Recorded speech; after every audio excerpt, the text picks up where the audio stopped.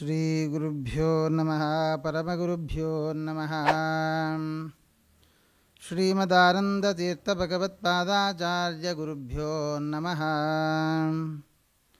ಯೋऽन्तಃಪ್ರವಿಶ್ಯ ಮಮ ವಾಚಮಿಮಾಂ ಪ್ರಸುಪ್ತಾಂ ಸಂಜೀವಯತ್ಯಖಿಲ ಶಕ್ತಿಧರಸ್ವಧಾಮ್ನಾ ಅನ್ಯಾಂಚ ಹಸ್ತಚರಣಶ್ರವಣತ್ವಗಾದೀನ್ ಪ್ರಾಣಾನ್ನಮೋ ಭಗವತೆ ಪುರುಷಾಯ ತುಭ್ಯಂ.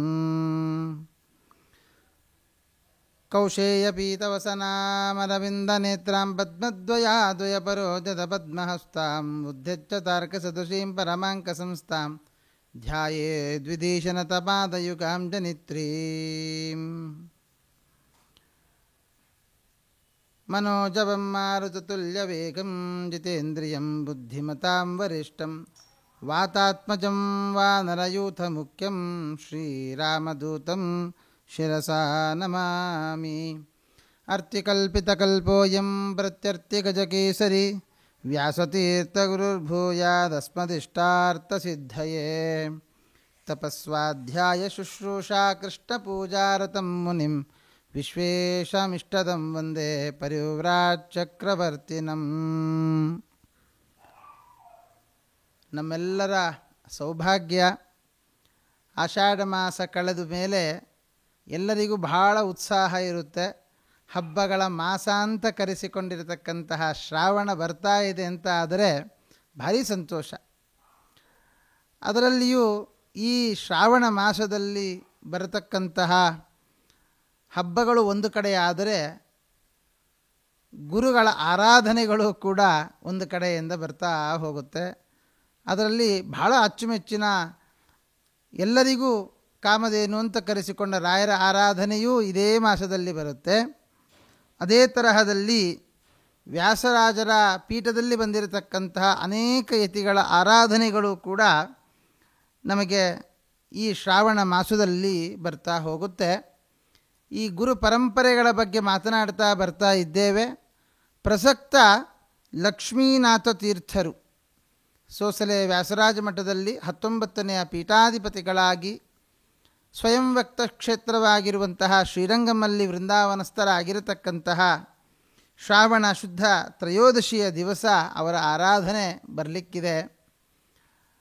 ನಾನು ಅನೇಕ ಬಾರಿ ಗುರುಗಳ ಬಗ್ಗೆ ಮಾತನಾಡುವಾಗ ಹೇಳಿದ್ದಿದೆ, ಹೆಮ್ಮೆಯೂ ಪಡ್ಕೊಳ್ಳೋದಿದೆ.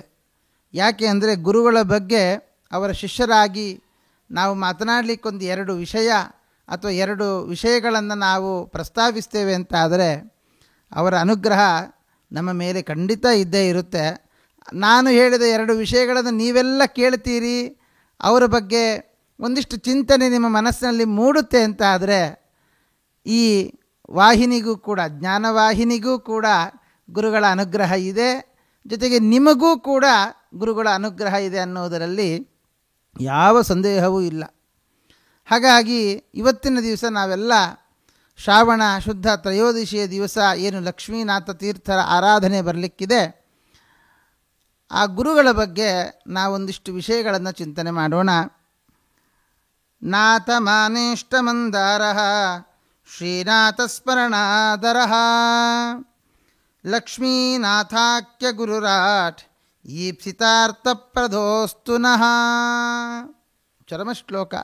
ಅವರ ಶಿಷ್ಯರು ಗುರುಗಳ ಮೇಲೆ ಮಾಡಿರತಕ್ಕಂತಹ ಲಕ್ಷ್ಮೀಪತಿ ತೀರ್ಥರು ತಮ್ಮ ಗುರುಗಳಾಗಿರತಕ್ಕಂತಹ ಶ್ರೀ ಲಕ್ಷ್ಮೀನಾಥ ತೀರ್ಥರ ಬಗ್ಗೆ ಮಾಡಿರತಕ್ಕಂತಹ ಶ್ಲೋಕ ಬಹಳ ಅದ್ಭುತವಾಗಿರತಕ್ಕಂತಹ ಚಿಂತನೆಯನ್ನು ನಡೆಸಬೇಕು. ಎಲ್ಲ ಸನ್ಯಾಸಿಗಳು ನಮಗೆ ಒಂದು ಮೋಕ್ಷ ಮಾರ್ಗವನ್ನು ಸೂಚನೆ ಮಾಡ್ತಾರೆ. ಆದರೆ ಅವರ ಹೆಸರುಗಳೇ ಎಲ್ಲರಿಗೂ ಇದೇ ಹೆಸರು ಕೊಡಬೇಕು ಅಂತ ಯಾವ ನಿಯಮ ಇಲ್ಲ. ಆದರೆ ದೇವರು ಗುರುಗಳಿಗೆ ಪ್ರೇರಣೆ ಮಾಡ್ತಾರೆ. ಹಾಗೆ ಶ್ರೀ ಲಕ್ಷ್ಮೀ ವಲ್ಲಭ ತೀರ್ಥರಿಗೆ ಪ್ರೇರಣೆ ಆಗಿರತಕ್ಕಂತಹದ್ದು ಲಕ್ಷ್ಮೀಪತಿ ತೀರ್ಥರು ಅಂತ. ಲಕ್ಷ್ಮೀ ವಲ್ಲಭ ಅಂತ ಹೇಳಿದ್ರು, ಲಕ್ಷ್ಮೀಪತಿ ಅಂತ ಹೇಳಿದ್ರು ಒಂದೇ ಅರ್ಥ. ಆದರೆ ಆ ಹೆಸರಿನಿಂದ ಆಗಿ ಬಂದಿರತಕ್ಕಂತಹ ಗುರುಗಳ ಸೇವೆಯನ್ನು, ಗುರುಗಳ ಹೆಸರನ್ನು, ಗುರುಗಳ ಬಗ್ಗೆ 1-2 ವಿಷಯಗಳನ್ನು ನಾವು ಚಿಂತನೆ ಮಾಡಿದ್ದೀವಿ ಅಂತಾದರೆ ಅವರ ಹೆಸರಿನಲ್ಲೇ ಇರತಕ್ಕಂತಹ ಮಹಾಲಕ್ಷ್ಮಿ ನಮ್ಮ ಮನೆಗೆ ಸೇರಿಕೊಳ್ತಾಳೆ. ನಾವೆಲ್ಲ ಸಂಪತ್ತನ್ನು ಪಡೆದುಕೊಳ್ತೇವೆ. ಯಾರ್ಯಾರಿಗೆ ಯಾವ್ಯಾವ ಸಂಪತ್ತು ಬೇಕೋ ಎಲ್ಲ ಸಂಪತ್ತನ್ನು ಗುರುಗಳ ಚಿಂತನೆಯಿಂದ ಸಿಗುತ್ತೆ. 1642ರಿಂದ 1660ವರೆಗೆ ಇದ್ದಂತಹ ಲಕ್ಷ್ಮೀನಾಥ ತೀರ್ಥರು ನಾಥ ಮಾನೇಷ್ಟ ಮಂದಾರ ಎಲ್ಲರಿಗೂ ಕೂಡ ಬಹಳ ಇಷ್ಟಪ್ರಿಯರಾಗಿದ್ದರಂತೆ. ಮಂದಾರ ಪುಷ್ಪ ಯಾರಿಗಿಷ್ಟ ಇಲ್ಲ, ಎಲ್ಲರಿಗೂ ಇಷ್ಟ. ಅದೇ ತರಹದಲ್ಲಿ ನಮ್ಮ ಗುರುಗಳು ಲಕ್ಷ್ಮೀನಾಥ ತೀರ್ಥರು ಎಲ್ಲರಿಗೂ ಕೂಡ ಅತ್ಯಂತ ಪ್ರೀತಿಪಾತ್ರರಾಗಿದ್ದರು. ಜೊತೆಗೆ ಹೇಳ್ತಾರೆ, ಶ್ರೀನಾಥ ಸ್ಮರಣಾದರ, ಅವರ ಸ್ಮರಣೆಯನ್ನು ಮಾಡಿದರೆ ಸಾಕಂತೆ ನಮ್ಮ ಎಲ್ಲ ಕಷ್ಟಗಳನ್ನು ಪರಿಹಾರ ಮಾಡಿ ನಮ್ಮನ್ನು ಆಧರಿಸ್ತಾ ಇದ್ದರು, ನಮ್ಮನ್ನು ಎಲ್ಲ ಕಷ್ಟಗಳಿಂದ ಪರಿಹಾರ ಮಾಡ್ತಾ ಇದ್ದರು ಅನ್ನೋದನ್ನು ನಾವು ತಿಳ್ಕೊಳ್ಬಹುದು. ಯಾಕೆ ಅಂತಂದರೆ ಆಗಿನ ಕಾಲದ ಶ್ರೀ ತಿರುಮಲರಾಯ ಹಾಗೂ ಶ್ರೀರಂಗರಾಯ ದೇವ ಇವರಿಬ್ಬರೂ ಕೂಡ ತಮ್ಮ ಶಾಸನಗಳಲ್ಲಿ ಗುರುಗಳನ್ನು ಉಲ್ಲೇಖ ಮಾಡ್ತಾರೆ. ಒಬ್ಬ ರಾಜ ತಮ್ಮ ಶಾಸನದಲ್ಲಿ ಇವರ ಹೆಸರನ್ನು ಉಲ್ಲೇಖ ಮಾಡ್ತಾನೆ ಅಂತಾದರೆ ಇವರ ತಪಸ್ಸು ಎಂತಹದ್ದು ಅಂತ ನಾವು ಚಿಂತನೆ ಮಾಡಬೇಕು. ಇವರು ಇದ್ದಾಗಿ ಎಷ್ಟೆಲ್ಲ ಉಪಕಾರವನ್ನು ಅವರು ಪಡೆದುಕೊಂಡಿದ್ದರು ಅನ್ನೋದನ್ನು ಕೂಡ ನಾವು ವಿಚಾರ ಮಾಡಬೇಕು. ಒಬ್ಬ ರಾಜನಾದ ವ್ಯಕ್ತಿ ಶಾಸನದಲ್ಲಿ ಅವರ ಹೆಸರನ್ನು ಕೆತ್ತಿಸ್ತಾನೆ ಅಂತಾದರೆ ರಾಜ್ಯಕ್ಕೆ ಬಂದು ಒದಗಿದಂತಹ ಅನೇಕ ಆಪತ್ತುಗಳನ್ನು ಇವರು ಪರಿಹಾರ ಮಾಡಿರ್ತಾರೆ. ರಾಜ್ಯಕ್ಕೆ ಪ್ರಜೆಗಳಿಗೆ ಬಂದು ಒದಗುವಂತಹ ಎಲ್ಲ ವಿಧವಾದ ಕಷ್ಟಗಳನ್ನು ಪರಿಹಾರ ಮಾಡಿ ಅವರನ್ನೆಲ್ಲ ರಕ್ಷಣೆ ಮಾಡಿರ್ತಾರೆ. ಅಂತಹ ಒಂದು ಗುರುಗಳನ್ನು ಅವರ ಶಾಸನದಲ್ಲಿ ಕೆತ್ತಿಸ್ತಾನೆ. ವ್ಯಾಸರಾಜ ಮಠದ ಪರಂಪರೆಯನ್ನು ನಾವು ನೋಡಿದರೆ ಇದೇನು ಹೊಸತಲ್ಲ. ನಾವು ಹಿಂದೆಯೂ ಹೇಳಿದ್ದೇನೆ, ಮಳೆ ಬೆಳೆ ಸ್ವಾಮಿಗಳು, ಅಕ್ಕಿ ಬೇಳೆ ಸ್ವಾಮಿಗಳು ಹೀಗೇ ಪ್ರಸಿದ್ಧರಾದವರು. ಎಷ್ಟೆಲ್ಲ ಬರಗಾಲ ಬಂದಾಗ ತಮ್ಮ ಸಂಸ್ಥಾನದಲ್ಲಿದ್ದಂತಹ ಸಂಪತ್ತನ್ನು ಜನರ ಏಳಿಗೆಗಾಗಿ ಕಷ್ಟ ಕಾರ್ಪಣ್ಯಗಳನ್ನು ಪರಿಹಾರ ಮಾಡುವುದಕ್ಕಾಗಿ ದಾನ ಮಾಡಿದ ದೊಡ್ಡ ಸಂಸ್ಥಾನ ನಮ್ಮ ಸಂಸ್ಥಾನ. ಹಾಗಾಗಿ ಇಂತಹ ಸಂಸ್ಥಾನದಲ್ಲಿಯೇ ಬಂದಿರತಕ್ಕಂತಹ ಶ್ರೀ ಲಕ್ಷ್ಮೀನಾಥ ತೀರ್ಥರು ಕೂಡ ಅನೇಕ ವಿಧವಾದಂತಹ ಸಮಾಜಮುಖಿಯಾದಂತಹ ಸೇವೆಯನ್ನು ಸಲ್ಲಿಸಿದ್ದಾರೆ. ಅದಕ್ಕೂ ಮಿಗಿಲಾಗಿ ಶಾಸ್ತ್ರ ಸೇವೆ. ವ್ಯಾಸರಾಜರು ಬರೆದಿರತಕ್ಕಂತಹ ಎಲ್ಲ ಕುಮತಗಳನ್ನು ನಿರಸನ ಮಾಡುವ ಮುಖಾಂತರ ಸ್ವಸಿದ್ಧಾಂತವನ್ನು ಸ್ಥಾಪನೆ ಮಾಡಿರತಕ್ಕಂತಹ ಅತ್ಯದ್ಭುತವಾದ ಗ್ರಂಥಗಳು ವ್ಯಾಸತ್ರಯ ಅಂತ ಹೇಳಿ ಏನೇ ಪ್ರಸಿದ್ಧಿಯನ್ನು ಪಡೆದಿರತಕ್ಕಂತಹ ನ್ಯಾಯಾಮೃತ, ತರ್ಕತಾಂಡವ, ಚಂದ್ರಿಕಾ ಈ 3 ವಿಶಿಷ್ಟವಾದಂತಹ ಗ್ರಂಥಗಳಿಗೆ ವ್ಯಾಖ್ಯಾನ ಮಾಡಿದ್ದಾರೆ. ವ್ಯಾಸರಾಜರ ಗ್ರಂಥಗಳಿಗೆ ವ್ಯಾಖ್ಯಾನವನ್ನು ಮಾಡೋದು ಅಂತ ಹೇಳಿದರೆ, ಯಾಕೆಂದರೆ ಚಂದ್ರಿಕಾ ಗ್ರಂಥದ ರಚನೆ ಮಾಡುವಾಗ 2 ಅಧ್ಯಾಯಗಳಿಗೆ ರಚನೆಯನ್ನು ಮಾಡಿ ಇನ್ನೂ 2 ಅಧ್ಯಾಯಗಳನ್ನು ಹಾಗೆ ಬಿಡ್ತಾರೆ. ಆವಾಗ ಹೇಳ್ತಾರೆ ವ್ಯಾಸರಾಜರು, ಮತ್ಸಮೋ ಯೋಗಿ ಭವಿಷ್ಯತಿ, ಯಾರಿದನ್ನು ಪೂರ್ಣೆ ಮಾಡ್ತಾರೆ ಅಂತ ಆದರೆ ದಶಮೋ ಮತ್ಸಮೋ ಯೋಗಿ ಅನ್ನುವ ಮಾತನ್ನು ಹೇಳ್ತಾರೆ. ನನ್ನಿಂದ 10ನೇವನು ಬಂದು ಇದನ್ನು ಪೂರ್ಣೆ ಮಾಡ್ತಾನೆ ಅಂತ. ಹಾಗೆ ಶೇಷಚಂದ್ರಿಕಾ ಆಚಾರ್ಯರು ಅಂತಲೇ ಪ್ರಸಿದ್ಧಿಪಟ್ಟಿರ್ತಕ್ಕಂತಹ ಗುರುಗಳು ಅದನ್ನು ಪೂರ್ಣೆ ಮಾಡಿದರೆ ಈ 3 ಗ್ರಂಥಗಳಿಗೆ ನ್ಯಾಯಾಮೃತ, ತರ್ಕತಾಂಡವ, ಚಂದ್ರಿಕಾ ಈ 3 ಗ್ರಂಥಗಳಿಗೆ ಅತ್ಯದ್ಭುತವಾದ ವ್ಯಾಖ್ಯಾನವನ್ನು ಮಾಡಿ ಭಾಷ್ಯತ್ರಯ ಈ ಎಲ್ಲ 3 ಸೂತ್ರಗಳಿಗೆ ಎಲ್ಲ ವಿಧವಾದಂತಹ ವಿಶಿಷ್ಟವಾದಂತಹ ವ್ಯಾಖ್ಯಾನವನ್ನೇ ಮಾಡಿರತಕ್ಕಂತಹವರು ವ್ಯಾಸತ್ರಯ ಟಿಪ್ಪಣಿಕಾರರು ಅಂತಲೇ ಪ್ರಸಿದ್ಧಿಯನ್ನು ಪಡೆದಿರತಕ್ಕಂತಹವರು ಶ್ರೀ ಲಕ್ಷ್ಮೀನಾಥ ತೀರ್ಥರು. ಹಾಗಾಗಿ ನಾವು ಹೇಗೆ ವಿಶಿಷ್ಟವಾದ ಆಚರಣೆಯಿಂದ ಲಕ್ಷ್ಮೀನಾರಾಯಣರ ಅನುಗ್ರಹವನ್ನು ನಾವು ಪಡೆದುಕೊಳ್ತೇವೋ ಹಾಗೆ ನಮ್ಮ ಶ್ರೀ ಲಕ್ಷ್ಮೀನಾಥ ತೀರ್ಥರು ಮಾಡಿರತಕ್ಕಂತಹ ವ್ಯಾಖ್ಯಾನವನ್ನು ಅಧ್ಯಯನ ಮಾಡುವುದರಿಂದ ಅವರ ಬಗ್ಗೆ ತಿಳಿದುಕೊಳ್ಳುವುದರಿಂದ ನಾವು ಕೂಡ ವಿಶಿಷ್ಟವಾದಂತಹ ಅನುಗ್ರಹವನ್ನು ಗುರುವಿನ ಮುಖಾಂತರ ಗುರುಗಳ ಅಂತರ್ಯಾಮಿಯಾದ ಲಕ್ಷ್ಮೀನಾರಾಯಣರ ಅನುಗ್ರಹವನ್ನು ಪಡೆದುಕೊಳ್ಳಬಹುದು.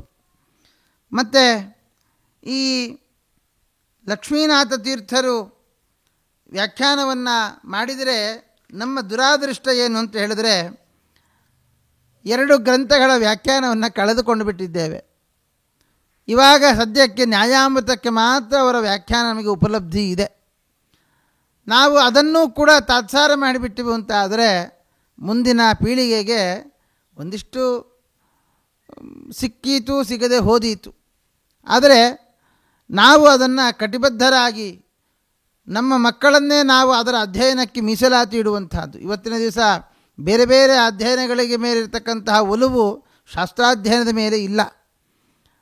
ಹಾಗೆ ಆಗದೆ ನಾವೇ ನಮ್ಮ ಮಕ್ಕಳನ್ನು ಶಾಸ್ತ್ರಾಧ್ಯಯನಕ್ಕೆ ಅಂತ ನಾವು ಕಳಿಸಿಕೊಟ್ಟಾಗ ಆ ಎಲ್ಲ ಗ್ರಂಥಗಳ ಮತ್ತು ಅದಕ್ಕೆ ಬಂದಿರತಕ್ಕಂತಹ ವ್ಯಾಖ್ಯಾನಗಳ ಅದನ್ನೆಲ್ಲವನ್ನು ಕೂಡ ರಕ್ಷಿಸಿದವರು ನಾವಾಗ್ತೇವೆ. ಅದಕ್ಕಾಗಿಯೇ ನಮ್ಮ ಪೀಠಾಧಿಪತಿಗಳಾದಂತಹ ವಿದ್ಯಾಶ್ರೀಷ ತೀರ್ಥರು ದೊಡ್ಡ ವಿದ್ಯಾಪೀಠವನ್ನೇ ಕಟ್ಟಿ ಅನೇಕ ವಿದ್ಯಾರ್ಥಿಗಳನ್ನು ತಯಾರು ಮಾಡ್ತಾ ಇದ್ದಾರೆ. ಆ ವ್ಯಾಸರಾಜರು ಬರೆದಿರತಕ್ಕಂತಹ ಗ್ರಂಥಗಳು, ಆಚಾರ್ಯ ಮಧ್ವರು ಬಂದಿರತಕ್ಕಂತಹ ಗ್ರಂಥಗಳು, ಅದನ್ನೆಲ್ಲ ರಕ್ಷಣೆ ಮಾಡುವಂತಹ ದೊಡ್ಡ ದೀಕ್ಷೆಯನ್ನು ಗುರುಗಳು ತಟ್ಟಿದ್ದಾರೆ. ಆ ದೀಕ್ಷೆಯ ಬದ್ಧರಾಗಿ ನಾವೂ ಕೂಡ ಆ ಗ್ರಂಥಗಳನ್ನು ಉಳಿಸುವ ಕೆಲಸವನ್ನು ಮಾಡಬೇಕು. ಆವಾಗ ನಮ್ಮ ಪೀಠದಲ್ಲಿ ಬಂದಿರತಕ್ಕಂತಹ ಎಲ್ಲ ಗುರುಗಳ ಅನುಗ್ರಹ ನಮ್ಮ ಮೇಲೆ ಆಗುತ್ತೆ ಅನ್ನೋದರಲ್ಲಿ ಯಾವ ಸಂದೇಹವೂ ಇಲ್ಲ. ಅವರು ವ್ಯಾಸತ್ರಯ ಟಿಪ್ಪಣಿಕಾರರಾಗಿರತಕ್ಕಂತಹ ಶ್ರೀ ಲಕ್ಷ್ಮೀನಾಥ ತೀರ್ಥರು ಗ್ರಂಥಕ್ಕೆ ವ್ಯಾಖ್ಯಾನವನ್ನು ಬರೆದು ಸ್ವಯಂ ವ್ಯಕ್ತ ಕ್ಷೇತ್ರವಾಗಿರತಕ್ಕಂತಹ ಶ್ರೀರಂಗಮಲ್ಲಿ ರಂಗನಾಥನಿಗೆ ಸಮರ್ಪಣೆ ಮಾಡಿ ಅಲ್ಲಿಯೇ ವೃಂದಾವನಸ್ಥರಾಗ್ತಾರೆ. ಹಾಗಾಗಿ ನಮ್ಮ ಅವರ ಜೀವನ ಚರಿತ್ರೆಯನ್ನು ಮತ್ತು ಅವರ ಒಂದು ವಿಶಿಷ್ಟವಾಗಿರತಕ್ಕಂತಹ ಅವರ ಗುರುಗಳು ಲಕ್ಷ್ಮೀ ವಲ್ಲಭ ತೀರ್ಥರು ಅನೇಕ ಕಡೆಯಲ್ಲಿ ಅನೇಕ ಊರಿಗೆಲ್ಲ ಹೋಗಿ ಮಧ್ವ ಮತವನ್ನು ಪ್ರಚಾರ ಮಾಡಿ ಬೇಲೂರಿನಲ್ಲಿ ಇದ್ದು ಹೇರಳವಾಗಿರತಕ್ಕಂತಹ ಭೂಮಿ ಕಾಣಿಕೆಗಳನ್ನು ಸಂಪಾದಿಸಿ ಅದನ್ನು ಶ್ರೀಮಠದಲ್ಲಿ ಇನ್ನೂ ಶ್ರೀಮಠ ಉನ್ನತ ಸ್ಥಾನಕ್ಕೆ ಹೋಗುವ ಹಾಗೆ ಶ್ರೀ ಲಕ್ಷ್ಮೀ ವಲ್ಲಭ ತೀರ್ಥರು ಮಾಡಿದರು.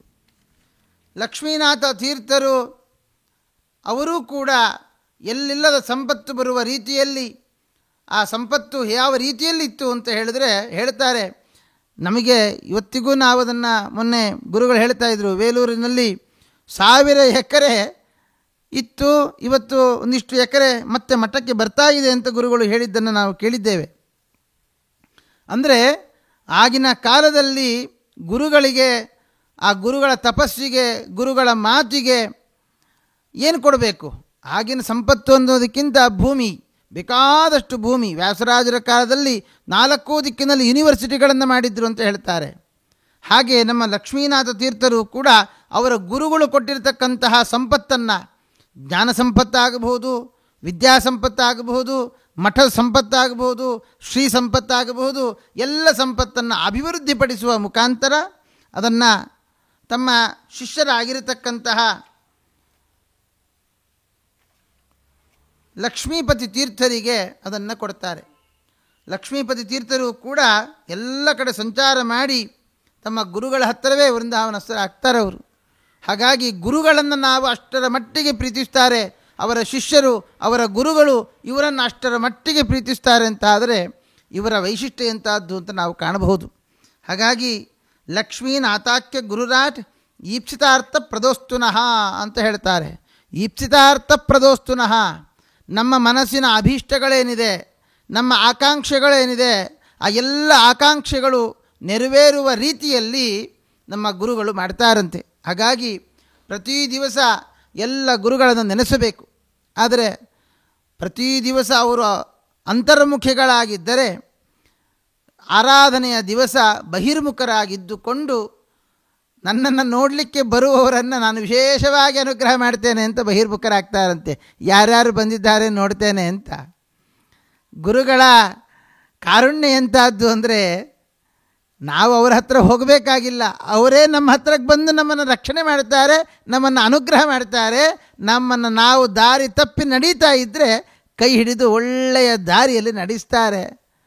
ಹಾಗಾಗಿ ಆ ಶ್ರೀ ಲಕ್ಷ್ಮೀನಾಥ ತೀರ್ಥರು ವ್ಯಾಸತ್ರಯಗಳ ವ್ಯಾಖ್ಯಾನವನ್ನು ರಚನೆ ಮಾಡಿ ಕೊಟ್ಟಿದ್ದಾರೆ. ನಮ್ಮ ದೌರ್ಭಾಗ್ಯ ನಾವು ಅದನ್ನು ಉಳಿಸಿಕೊಂಡಿಲ್ಲ. ನ್ಯಾಯಾಮೃತಕ್ಕೆ ಮಾತ್ರ ಸದ್ಯಕ್ಕೆ ಉಪಲಬ್ಧಿ ಇದೆ. ಹಾಗಾಗಿ ಅಂತಹ ಲಕ್ಷ್ಮೀನಾಥ ತೀರ್ಥರ ಆರಾಧನೆಯ ಸಂದರ್ಭದಲ್ಲಿ ನಾವೆಲ್ಲ ಭಾಗವಹಿಸೋಣ.